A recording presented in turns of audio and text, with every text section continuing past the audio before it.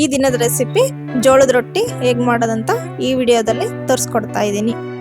ಮೊದಲನೇದಾಗಿ ಒಂದು ಪಾತ್ರೆ ತಗೊಂಡಿದ್ದೀನಿ.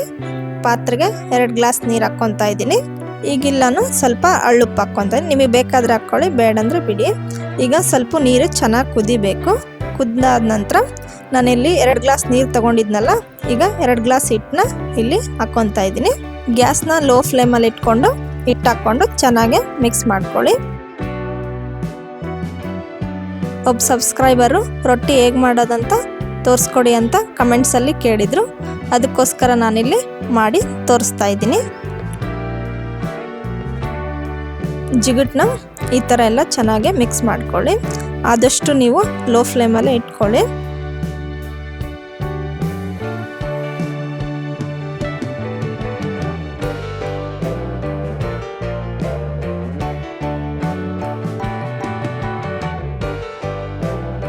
ಜಿಗುಟು ಸ್ವಲ್ಪ ನೀರಾಯ್ತು ಅಂದರೆ ಇನ್ನು ಸ್ವಲ್ಪ ಹಿಟ್ಟು ಹಾಕ್ಕೊಂಡು ಚೆನ್ನಾಗಿ ಕಲಿಸ್ಕೊಳ್ಳಿ. ಇದನ್ನು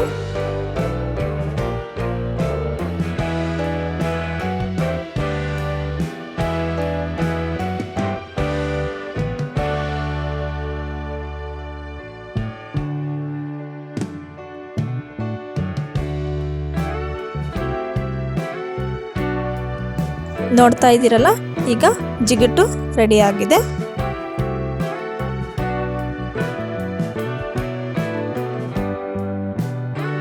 ಈಗ ನಾನಿಲ್ಲಿ ಒಂದು ಪರಾತಕ್ಕೆ ಈ ಜಿಗುಟನ್ನು ಹಾಕ್ಕೊತಾ ಇದ್ದೀನಿ.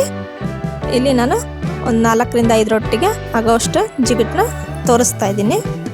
ಈಗ ಇದಕ್ಕೆ ನಾವು ಸ್ವಲ್ಪ ಜೋಳದ ಹಿಟ್ಟು ಹಾಕ್ಕೊಳ್ಳೋಣ. ಈಗ ಇದನ್ನೆಲ್ಲ ಚೆನ್ನಾಗಿ ಮಿಕ್ಸ್ ಮಾಡಬೇಕು. ನಾವು ಎಷ್ಟು ಚೆನ್ನಾಗಿ ಹಿಟ್ಟನ್ನ ನಾದ್ಕೊತೀವೋ ಅಷ್ಟೇ ಚೆನ್ನಾಗಿ ರೊಟ್ಟಿ ಬರುತ್ತೆ.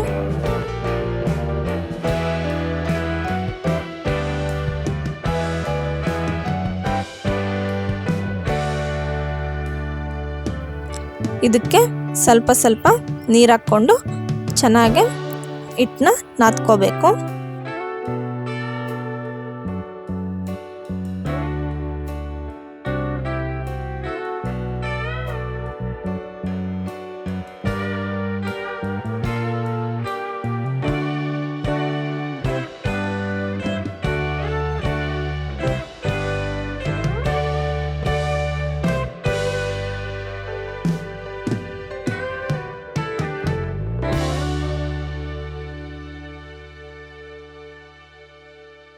ನೋಡ್ತಾ ಇದ್ದೀರಲ್ಲ, ಹಿಟ್ಟನ್ನ ಈ ಥರ ನಾನು ನಾದ್ಕೊಂಡು ಇಟ್ಕೊಂಡಿದ್ದೀನಿ. ಮಣಿ ತಗೊಂಡಿದ್ದೀನಿ. ನಾನೀಗ ಇದಕ್ಕೆ ಸ್ವಲ್ಪ ಹಿಟ್ಟನ್ನು ತಗೊಂಡು ಈ ಥರ ಉರುಳೆ ಮಾಡ್ಕೊತಾ ಇದ್ದೀನಿ. ನಿಮ್ಗೆ ಎಷ್ಟು ಬೇಕೋ ಅಷ್ಟೇ ಹಿಟ್ಟನ್ನು ತಗೊಂಡು ಉರುಳೆ ಮಾಡ್ಕೊಳ್ಳಿ.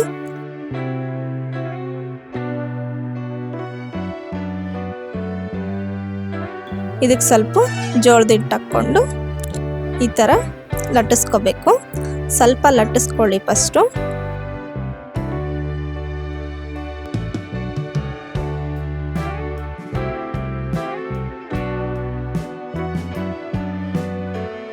ರೊಟ್ಟಿ ನಮಗೆ ರೌಂಡ್ ಶೇಪಲ್ಲಿ ಬರಬೇಕಂದ್ರೆ ಈ ಥರ ಮಾಡ್ಕೊಳ್ಳಿ.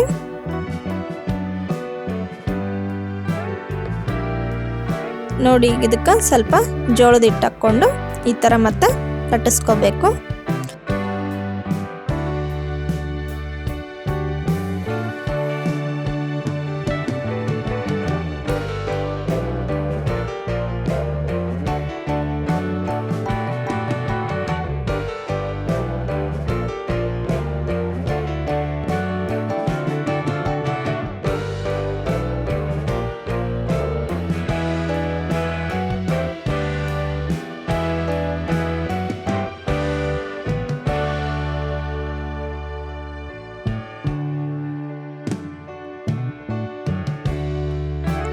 ರೊಟ್ಟಿನ ದೊಡ್ಡ ಸೈಜ್ ಬರೋವರೆಗೂ ಈ ಥರ ನಾನು ಉದ್ಕೊಂಡಿದ್ದೀನಿ.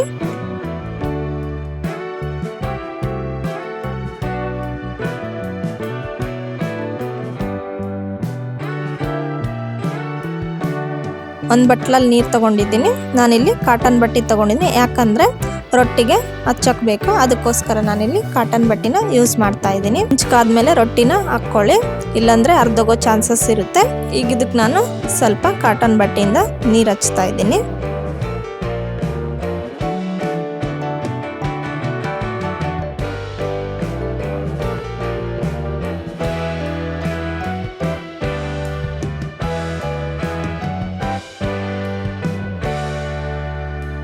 ರೊಟ್ಟಿ ಒಂದು ಸೈಡ್ ಚೆನ್ನಾಗಿ ಬೆಂದಿದೆ. ಈಗ ಇದನ್ನ ನಾನು ತಿರುವಿ ಹಾಕ್ಕೊಂತ ಇದ್ದೀನಿ.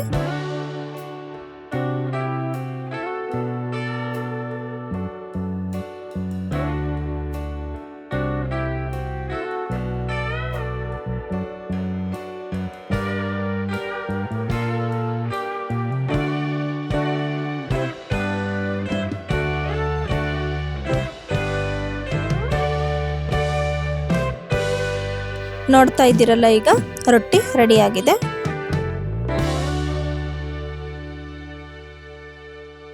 ನಮ್ಮ ಚಾನಲ್ಗೆ ಹೊಸಬ್ರಾಗಿದ್ದರೆ ಸಬ್ಸ್ಕ್ರೈಬ್ ಮಾಡಿ. Thank you for watching.